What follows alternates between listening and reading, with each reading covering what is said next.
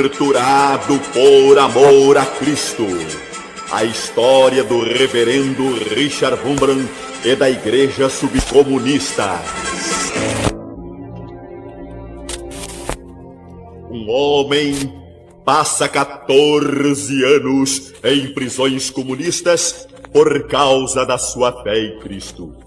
Preso 10 metros abaixo do solo, no mais absoluto silêncio, sem qualquer contato humano, a não ser do carrasco que surge em suas botas de pano, silenciosa como uma serpente. Ele sofre torturas indescritíveis, é odiado pelos comunistas, vendido a cristãos piedosos no mundo livre e traz consigo uma preocupação. Havia prometido a si mesmo que, se saísse vivo daquele inferno, retribuiria o ódio em amor e os sofrimentos com o perdão, criando uma missão para o mundo comunista.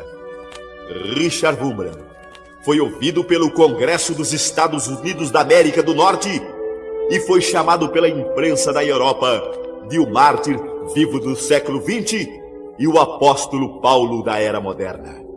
Ele traz do seu próprio corpo 18 profundas marcas das torturas que sofreu por não negar ao seu Senhor. Torturado por amor a Cristo.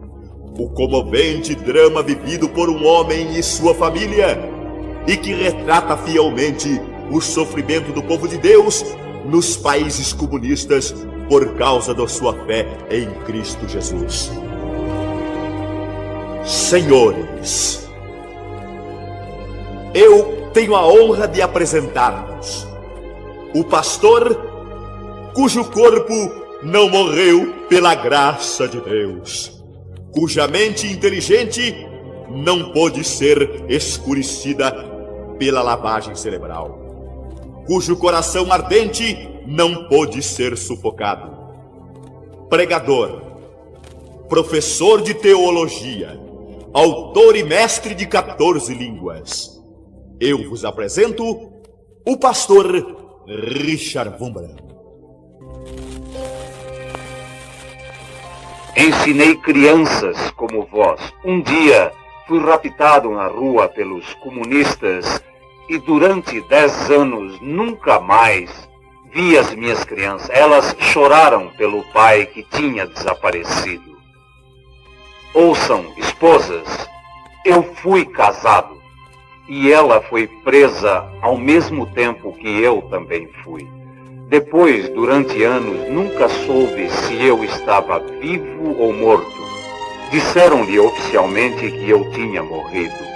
Homens vieram ter com ela para lhe dizerem que eram prisioneiros libertados e que tinham assistido ao meu funeral. Mas minha mulher continuou a me esperar, porque eu tinha lhe aparecido numa visão. Vós que sois mães, escutem. Minha mãe morreu, e suas últimas palavras foram meu nome. Morreu enquanto eu estava na prisão, esperando sempre em vão que o seu filho voltasse. E qual tinha sido o meu crime? O crime de milhares de cristãos nos campos soviéticos e na Romênia soviética, de onde eu venho. O meu crime foi confessar publicamente: Cristo é o Salvador. Eu fui pastor luterano na Romênia. Durante anos dirigi aí secretamente um trabalho missionário entre os soldados russos que tinham roubado nosso país.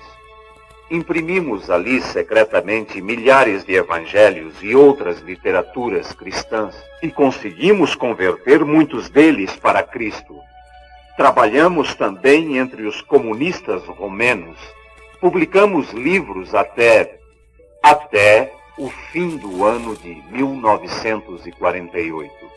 Um dia, um domingo, quando eu ia para a igreja, eu fui raptado pelos comunistas. 4 homens puxaram-me para dentro de um carro da polícia secreta. Foi no dia 29 de fevereiro. O primeiro pensamento que me veio à mente quando caí nas mãos dos carrascos comunistas foi que na Bíblia as palavras nada receis aparecem 366 vezes, uma vez por cada dia do ano. E porque existe o dia extra do ano bissexto, não são 365, mas 366 vezes. Eu sabia que mesmo no carro da polícia secreta, eu estava nas mãos do Deus Todo-Poderoso, e isso deu paz ao meu coração. Levaram-me para uma prisão que está a 10 metros abaixo do solo, e durante anos estive ali em prisão celular. Não julguem que eu falo dos meus sofrimentos. Falo-vos sim dos sofrimentos de todo o meu país, e também da igreja por trás da cortina de ferro que, nesses anos, tem dado inúmeros mártires, heróis e santos. Eu, na prisão, era dos fracos e insignificantes. Falo-vos sim desses grandes heróis da fé. Em mim podem ver o que aconteceu a eles. Durante anos somos mantidos, cada um sozinho numa cela. Nunca vimos sol, lua, estrelas, flores e neve. Nunca vimos um homem, exceto os interrogadores que batiam e torturavam. O ar entrava por um tubo. Nunca tínhamos um livro, um pedaço de papel. Depois de muitos anos, quando tive que escrever de novo, não me lembrava como se escrevia a maiúscula D.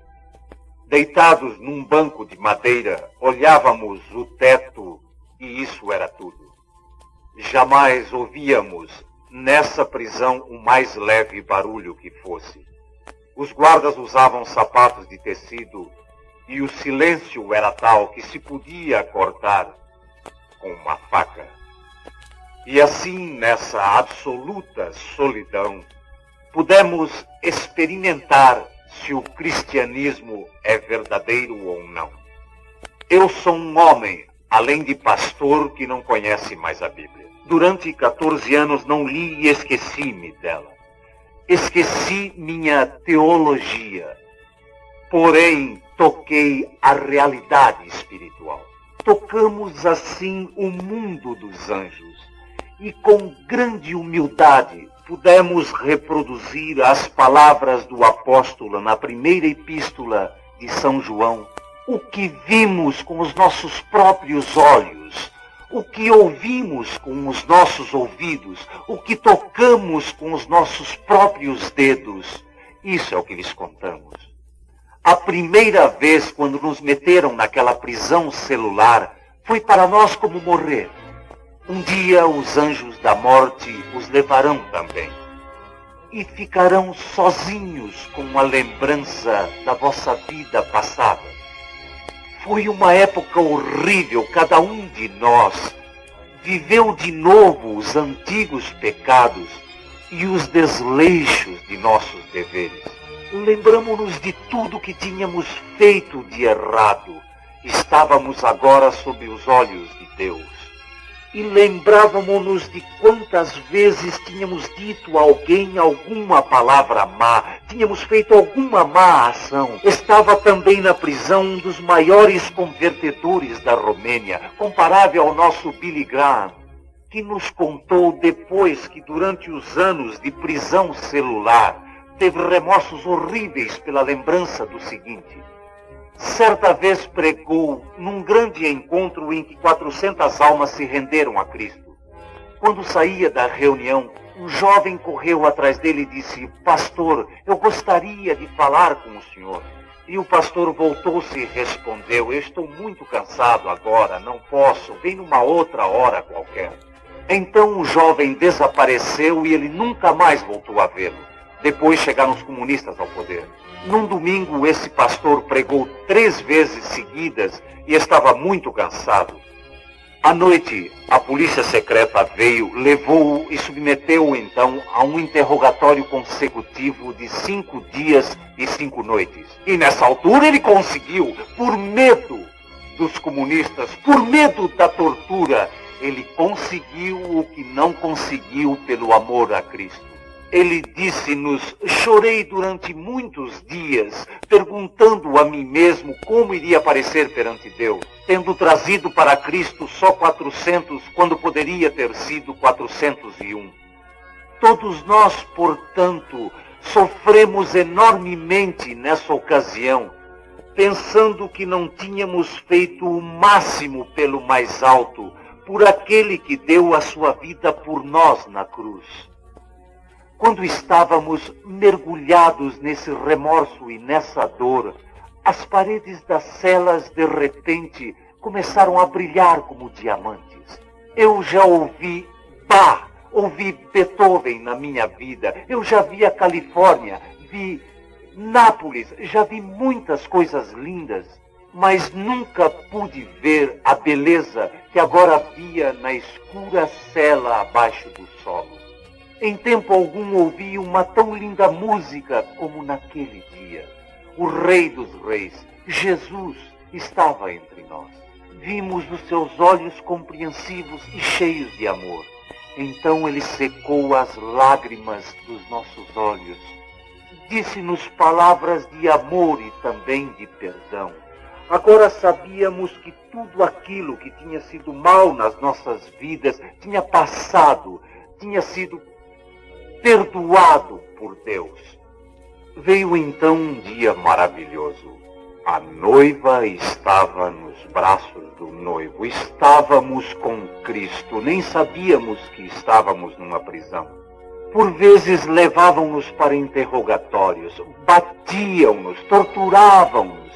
Mas tal como Santo Estevão, enquanto lhe atiravam pedras, não via os seus assassinos e nem as pedras, mas via o céu aberto e Jesus em pé à mão direita do Pai. Assim nunca mais vimos as torturas comunistas, nem tampouco estávamos ali na prisão. Estávamos rodeados por anjos, estávamos com Deus.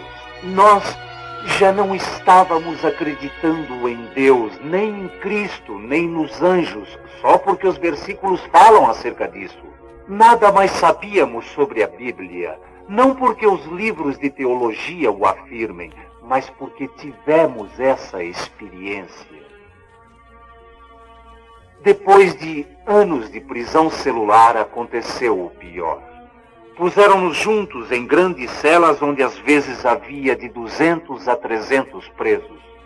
Creiam todos vocês que me ouvem, sou um pastor, e meu dever seria dizer-vos toda a verdade. Não o posso fazer porque poderiam não aguentar a ouvir toda a verdade. Falo na presença de Deus. Na prisão de Piteste, prisioneiros cristãos foram amarrados a cruzes durante 4 dias e 4 noites consecutivos.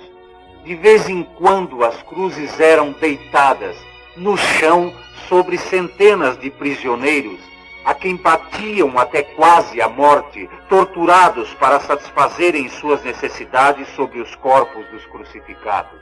Quando colocavam as cruzes em pé, os comunistas começavam a escarnecer: olhem vosso Cristo, que bonito ele é, e que perfume traz do céu, e davam pontapés nos prisioneiros para que ajoelhassem, adorassem e venerassem este crucifixo vivo e enxovalhado. Padres e pastores, com centenas de prisioneiros, foram colocados numa cela com excrementos até a cintura. Deram-lhes um prato com excrementos e um outro com urina, e obrigaram-nos a dizer a sagrada liturgia sobre esses elementos. E alguns deles fizeram.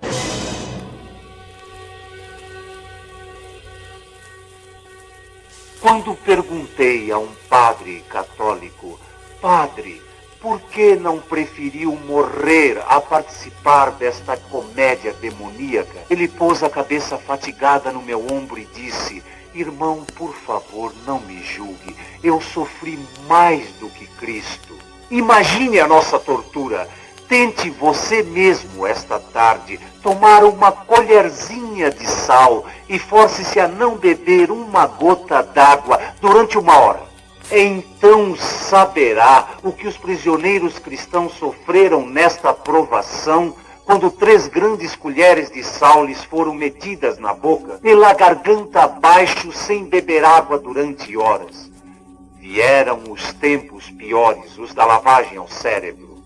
Quem nunca passou por uma lavagem ao cérebro não sabe que espécie de tortura é. Desde as 5 da manhã até as 10 da noite, 17 horas por dia, tínhamos que nos sentar como eu estou. Não nos era permitido sair da mesma posição. Por nada deste mundo nós podíamos descansar a nossa cabeça. Fechar os olhos era um crime. 17 horas por dia nós tínhamos que ouvir: comunismo é bom, comunismo é bom, comunismo é bom, comunismo é bom, comunismo é bom, cristianismo é estúpido, cristianismo é estúpido, cristianismo é estúpido, ninguém mais acredita em Cristo, ninguém mais acredita em Cristo, desistam, desistam, desistam. Durante dias, semanas, anos, nós tivemos que escutar estas coisas. E depois veio o pior.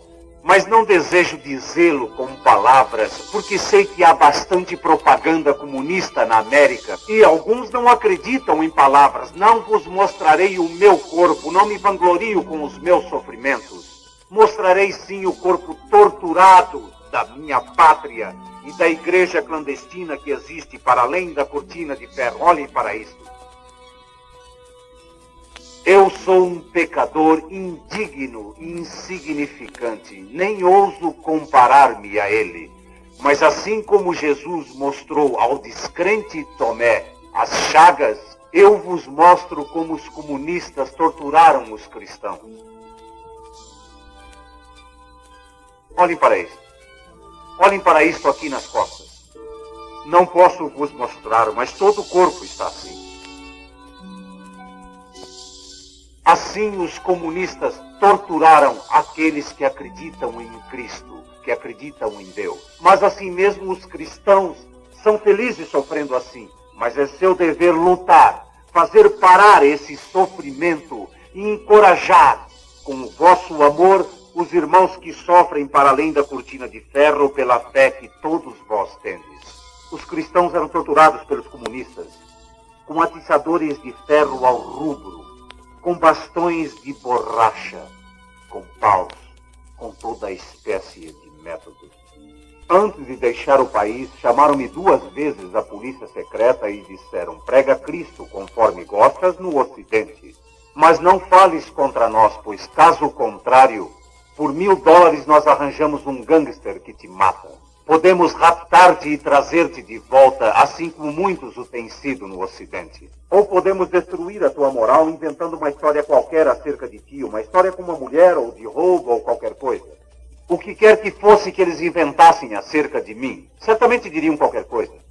Mesmo que dissessem que eu era um assassino. Oswald, acaso, foi torturado aqui. Ruby foi torturado aqui. É um crime torturar até um assassino. Eu não vos disse, mostrei-vos o que os comunistas fazem aos cristãos. Então, um milagre aconteceu. Quando acontecia o pior, quando me torturavam como nunca tinha acontecido antes na história, assim como uma flor que vós esmagais com o pé, recompensa-vos com o seu perfume. Quanto mais éramos ridicularizados, quanto mais torturados, mais compaixão e amor tínhamos por aqueles que nos torturavam. Deve ficar claramente esclarecido que nós odiamos o comunismo com todas as forças. Este sistema demoníaco de ateísmo militante deve ser completamente derrotado se a igreja cristã quer sobreviver. Mas nós amamos o homem e perguntamos a nós próprios de que maneira o conquistaremos para Cristo. Durante o período de prisão, conseguimos converter nossos companheiros prisioneiros. Mesmo nos anos de prisão celular, no grande silêncio era possível ouvir-se durante a noite barulhos discretos. Através do código Morse, pela parede de uma cela para outra, pregávamos o Evangelho e algumas almas voltaram-se para Cristo. mas fizemos a grande experiência, a mesma experiência dos Sermões dos Apóstolos, capítulo 16. Nós, prisioneiros andrajosos, eu não me lavava há 3 anos, por isso podem imaginar o meu aspecto. Tínhamos à nossa frente os oficiais comunistas, pomposamente vestidos. Manifestamo-nos acerca de Cristo e conseguimos convertê-los. Eu próprio tive na minha frente um oficial comunista com um bastão de borracha nas mãos. Falei-lhe do amor de Cristo, sobre o paraíso e de Deus. Ele colocou o bastão de borracha do seu lado e me perguntou: Sr. Fulbrand, como é que o senhor pode me amar? Eu nunca amaria alguém que me pusesse na prisão e me batesse. Falei-lhe então do novo caráter, do novo coração que Cristo dá ao homem. E ele tornou este amor personificado, tornou-se nosso irmão. Entrou na prisão por ter tomado a nossa defesa. Nós éramos prisioneiros, mas tentávamos. Conseguimos converter o nosso primeiro-ministro, Jorge Desch, que depois de ter posto na prisão milhares de cristãos, morreu confessando os pecados e recebendo a sagrada comunhão, alterando toda a sua vida. O cristianismo é o conquistador porque sempre tem Deus do seu lado. Tínhamos feito a experiência de que os comunistas podem se converter, enquanto a cristianização se pode fazer atrás da cortina de ferro. Existem igrejas de exibição que não valem nada, mas em todos os países comunistas existem a igreja clandestina, onde simples camponeses, simples trabalhadores, homens, pastores, andam de lugar para lugar, arriscando sua vida, arriscando a liberdade, arriscando as famílias. Trabalham e pregam, e os comunistas verificaram que em 20 anos de ditadura na Romênia, o número de cristãos praticantes aumentou em 300%. Jesus disse: vai e ensina a todas as nações, faça discípulos de todas as nações. Tendo ele dito isso, será justo que paremos na cortina de ferro? Normalmente dizem-nos: mas vocês não podem trabalhar lá. Certamente não podemos trabalhar pelos métodos normais. Mas aqui é que devemos estar preparados para amar, como os primeiros cristãos amaram, e a dar as nossas vidas, como os primeiros cristãos fizeram. Assim poderemos trabalhar por detrás da cortina de ferro. Vou contar-vos de minha última aula de confirmação na Romênia. Sou pastor luterano. E numa manhã de domingo, levei um grupo de 10 a 15 jovens, rapazes e moças, ao jardim zoológico para ver os covis dos leões e dos tigres, e ali disse-lhes: os vossos antepassados eram atirados às feras pela sua fé e amor a Cristo, e morriam alegremente pelo seu Salvador. Podeis também ser presos, podem bater-vos, torturar-vos, matar-vos. Decidam-se, pois, se desejam ser cristãos ou não. Eles tinham lágrimas nos olhos quando disseram sim. Não os incomodamos com perguntas só sobre os versículos da Bíblia que não sabiam. Nós não tínhamos Bíblia e nem eu podia interrogá-los, visto que em 14 anos de prisão eu já havia esquecido a Bíblia. Na prisão estávamos horrivelmente drogados, incalculavelmente esfameados. Houve um tempo em que comemos somente uma fatia de pão por semana. Mas quando esquecemos a teologia, mas quando esquecemos a Bíblia, quando esquecemos a verdade da verdade, quando em Deus está a verdade, depois ainda conseguimos sentir o seu amor por este povo que vive atrás da cortina de ferro, oprimido, ridicularizado, e o seu amor por aqueles que ridicularizam e oprimem. E lá nas prisões comunistas, tomamos a decisão, se algum dia algum de nós tivesse o privilégio de voltar ao Ocidente, recompensaríamos aqueles que nos tinham perseguido, criando uma missão para os comunistas. Cristo na sua coroa tem muitas pedras preciosas, tem diamantes brancos, safiras azuis, topázios amarelos. Devia ter também os rubis vermelhos do comunismo. Cristo é o rei dos judeus, dos gentios, da igreja. Devia ser dos comunistas também. Ajudai-nos, mestre, nesse trabalho.